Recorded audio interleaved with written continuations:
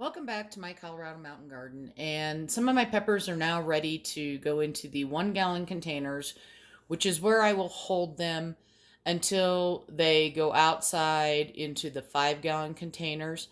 And you don't have to do what I do. This is just what I do. The soil mix that I'll be potting into is my standard, which is 3 parts potting mix. I use the Fox Farm Ocean Forest, and I use the Cotty Blend organic lobster compost, and I use that mostly throughout all of my plants except for my flowers. Just regular flowers, I use cheaper brands just because they're typically annuals, and they don't really need much. So one way you know that your pepper needs to be up potted is because it'll start drying out more.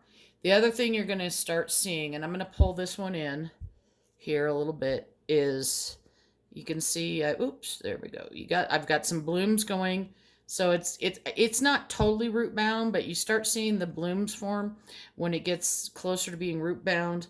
And let's see, can I right there? That's where I clipped off the top, so you can see how bushy it's gotten. Now, again, this is how I do things, and the reason is because it's super easy. So I'm going to move the pepper out of the way for right now. This is my 1 gallon nursery pot. The peppers will end up in a 5 gallon nursery pot, and I do the exact same thing. So I have it in a solo cup. What I did is I filled it up with soil till the solo cup fit into where I wanted it to be, and then I fill around the edges and pack it in. And then when I lift this out, it makes a nice little hole for me to drop this pepper down into. And I do the same thing when I go from this 1 gallon pot to my 5 gallon pot. I put the 1 gallon pot in and I pack around it, and then bloop, you plop it right in. One thing about peppers, they don't like their roots dealt with.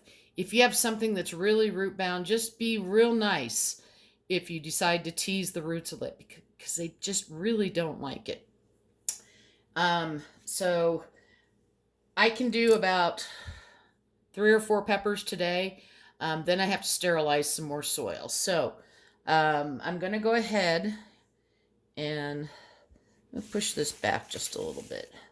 So this is my pepper, and I've loosened it around. Now, yesterday I did water these so that the soil holds together, although it's already quite light.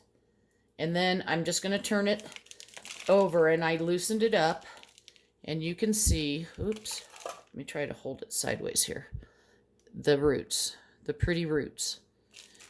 Now, pull this in, and I'm sorry you can't see everything. I don't have a way to put the camera in front, but sits right in.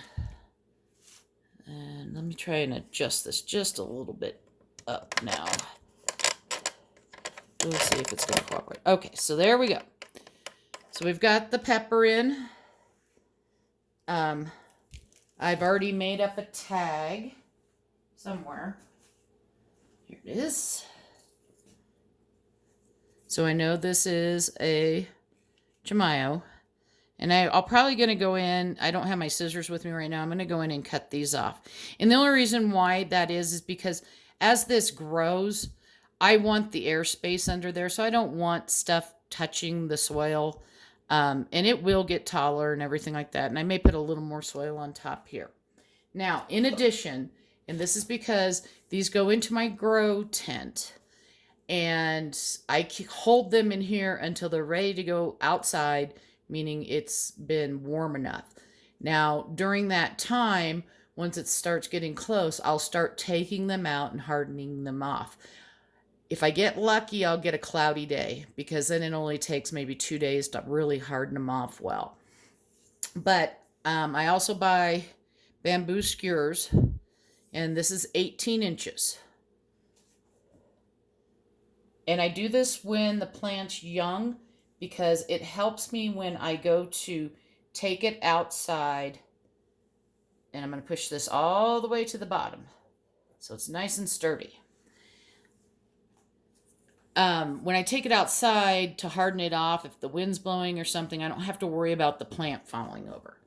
Then I prefer to, versus using string or wire, I prefer to use these Velcro strips. This happens to be Velcro brand, but there's off brands now. And the only thing you want to remember when you put it around your plant, you want this fuzzy side facing the stem. And the reason for that is because you don't want to damage your plant. So I'm going to come in and I'm actually I'll actually probably leave those leaves because it's going to hold this in place until I hook it up farther. Now again, it doesn't need to be on this while it's inside, but when I start moving it around and as this plant grows and gets taller and taller and taller, I'll probably take this bottom one off and actually move it farther up. I know you can't see where I'm pointing. Move it farther up the stick. I might even be able to do that now. Then I can cut those off. And again, it's not, peppers, sometimes they don't even need a support, but if you're like me and you live in the mountains, let's see if I can get this around. Sorry if you can't see all this. I know my fingers are in the way.